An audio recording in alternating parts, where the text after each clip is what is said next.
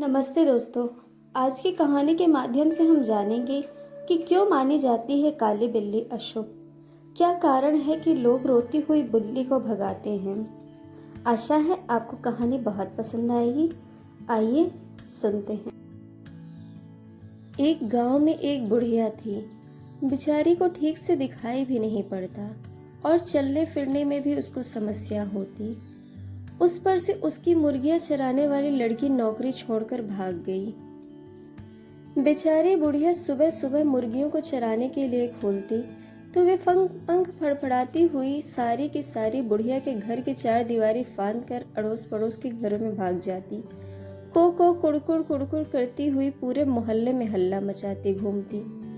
कभी वो किसी पड़ोसी की सब्जियां खा जाती तो कभी कोई पड़ोसी काट कर उन्हीं की सब्जी बना डालता।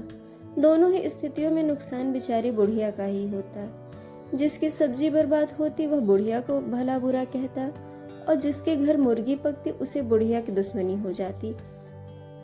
हार कर बुढ़िया ने सोचा कि बिना नौकर के मुर्गियां पालना तो उसकी जैसी कमजोर बुढ़िया के बस की बात नहीं।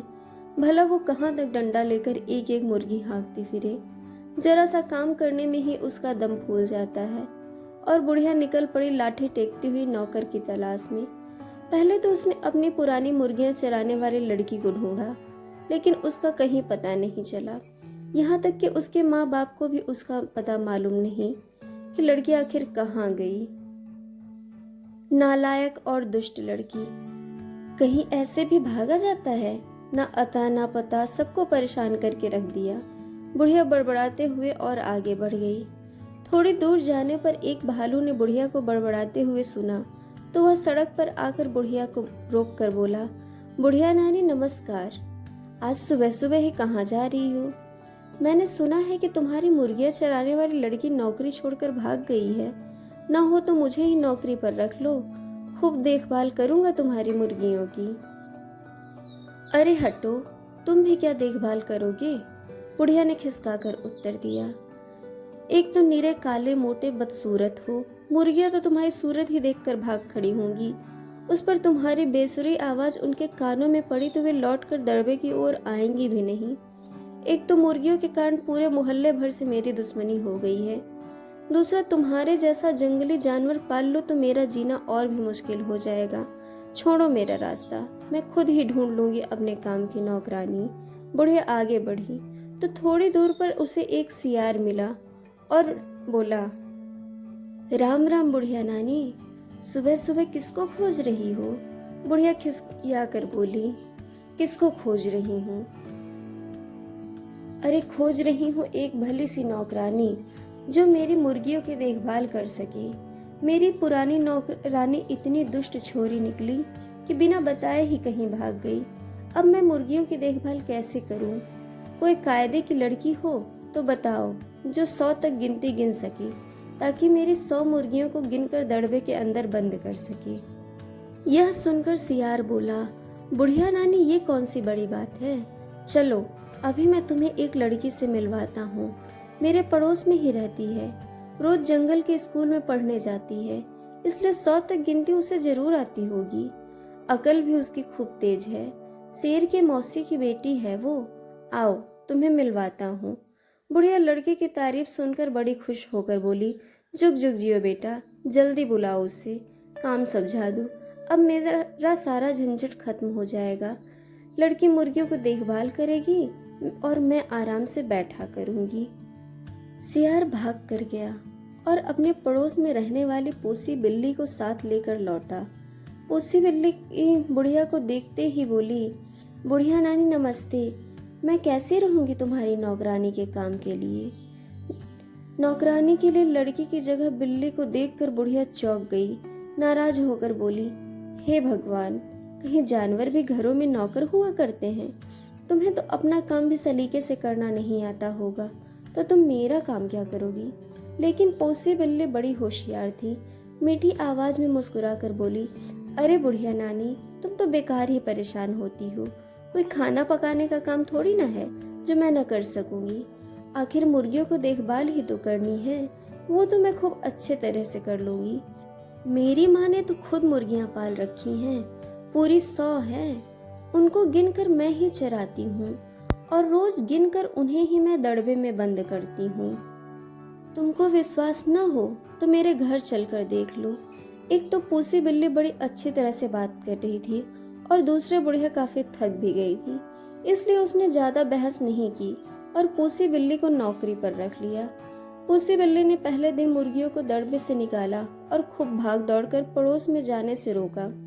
बुढ़िया पूसी बिल्ली की इस भाग दौड़ से संतुष्ट होकर घर के भीतर आराम करने चली गई।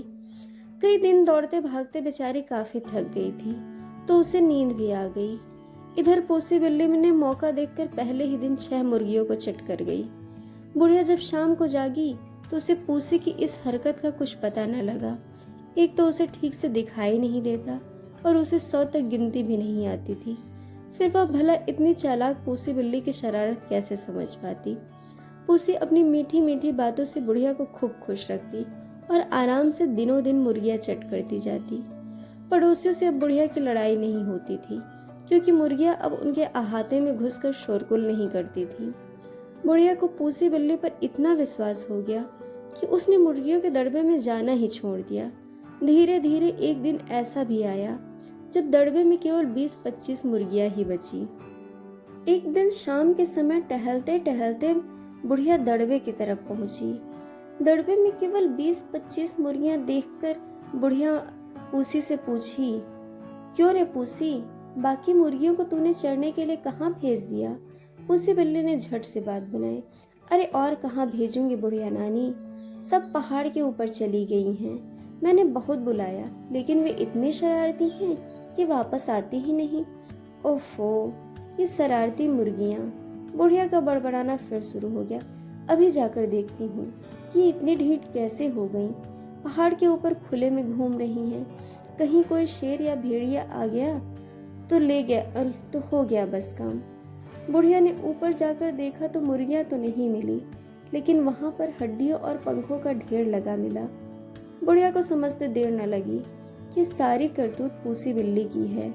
वे तेजी से नीचे घर की ओर लौट आई। इधर पूसी बिल्ली ने सोचा, बुढ़िया तो पहाड़ पर गई है, वहां तो वो सर पकड़कर रोएगी, इतनी जल्दी वापस आएगी तो है नहीं, तब तक क्यों न मैं बची बचाई मुर्गियां भी चट कर लूं। यह सोचकर उसने बाकी मुर्गियों को मार डाला।